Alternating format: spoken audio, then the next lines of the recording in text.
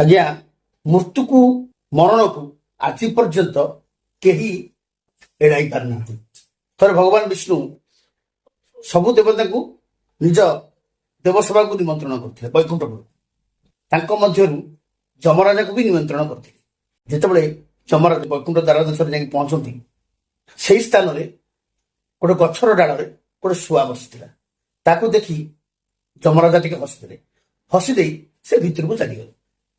ସେଠି ଦ୍ୱାର ଦେଶରେ ଗରୁଡ଼ ଦ୍ୱାରପାଳ ହେଇକି ଥିଲେ।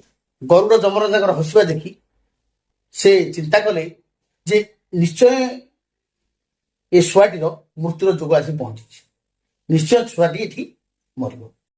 ଏ କଥା ଶୁଆ ସିଏ ବି ଭାବି ତୁରନ୍ତ ଆସି ଗରୁଡ଼ଙ୍କ ପାଖରେ ପହଞ୍ଚିଲା। ଗରୁଡ଼କୁ ଗୁହାରି କରି କହିଲା, ପକ୍ଷୀରାଜ ମତେ ଆପଣ ବଞ୍ଚାନ୍ତୁ। ଯଦି ଆପଣ ମତେ ନ ବଞ୍ଚେଇବେ ତାହେଲେ ମୋର ମୃତ୍ୟୁ ସୁନିଶ୍ଚିତ। ଯେହେତୁ ଯମରାଜାଙ୍କ ନଜର ମୋ ଉପରେ ପଡିଛି, ଆପଣ ମତେ ବଞ୍ଚାନ୍ତୁ। ଗରୁଡ଼ କହିଲେ, ତମର ଚିନ୍ତା କରିବା ଦରକାର ନାହିଁ, ମୁଁ ନିଶ୍ଚୟ ତମକୁ ତମର ପ୍ରାଣ ରକ୍ଷା କରିବି। ଏହା କହି ଗରୁଡ଼ ତୁରନ୍ତ ଶୁକ ପକ୍ଷୀଟିକୁ ଧରି ସେଠାରୁ ଯୋଜନ ଯୋଜନ କୋଷ ଦୂରକୁ ଉଡ଼ିଗଲେ। ଉଡ଼ିଯାଇ ଏକ ପାହାଡ଼ ଭିତର ଗୁମ୍ଫାର କୋରଡ଼ରେ ତାକୁ ଛାଡ଼ି ଦେଇ ଆସିଲେ। ତାକୁ ଛାଡ଼ି ତୁରନ୍ତ ନିମିଷକ ମଧ୍ୟରେ ପୁଣି ଆସି ବୈକୁଣ୍ଠ ଦ୍ୱାରରେ ଉପସ୍ଥିତ ହେଲେ। ଯେତେବେଳେ ରାଜସଭା ସରିଗଲା, ଯେତେବେଳେ ଦେବସଭା ସରିଗଲା, ସବୁ ଦେବତା ମାନେ ବାହାରକୁ ବାହାରିଲେ। ଶେଷରେ ଯମରାଜା ସିଏ ବି ପଦାକୁ ବାହାରିଲେ। ପୁନଶ୍ଚ ଯମରାଜା ସେଇ ଗଛର ଡାଳକୁ ଦେଖିକି ହସିଲେ।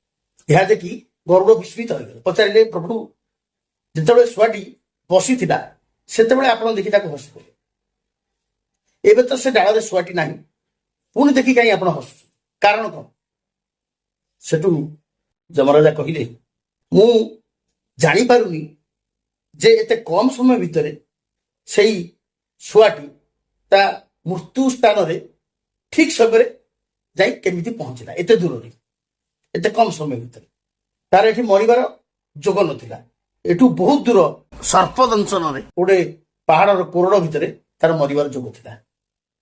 ସେଇଟା ଏବେ ମୁଁ ଭାବି ପାରୁନି ଯେ ଏତେ କମ ସମୟ ଭିତରେ ସେ ସେଠାରେ ପହଞ୍ଚିଲା କି। ଏ କଥା କହି ଯମରାଜା ସେଠାରୁ ଚାଲିଗଲେ। ଗରୁଡ଼ ଯେତେବେଳେ ଏ କଥା ଟିକେ ଶୁଣିଲେ, ସେ ଚିନ୍ତା କଲେ, ମୁଁ ଏ କଣ କଲି?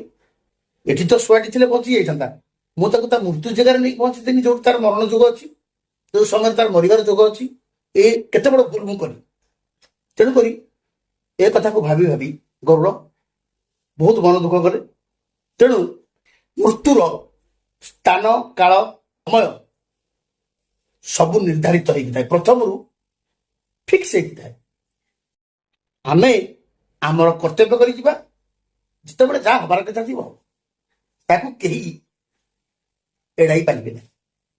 ଏତିକି କହି ରହୁଛି। ନମସ୍କାର।